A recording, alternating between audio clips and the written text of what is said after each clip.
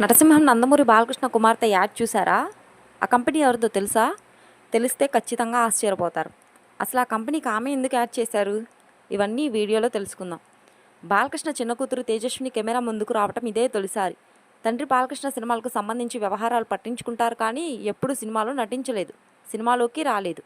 కానీ ఒక నగల కంపెనీకి యాడ్ చేశారు. అదే సిద్ధార్థ ఫైన్ జ్యువెలర్స్.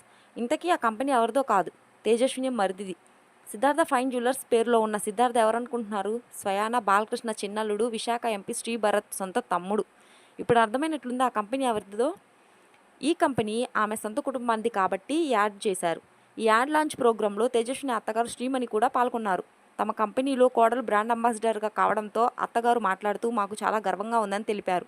అయితే షూటింగ్ విషయం గురించి మాట్లాడుతూ సింగిల్ టేక్లో అన్ని షాట్లు చేసిందని, ఒక్కరోజులో యాడ్ పూర్తి చేసిందని, బాలకృష్ణ గారికి నిజమైన వారసురాలని పేర్కొన్నారు. కోడల మీద ప్రశంసల వర్షం కురిపించారు.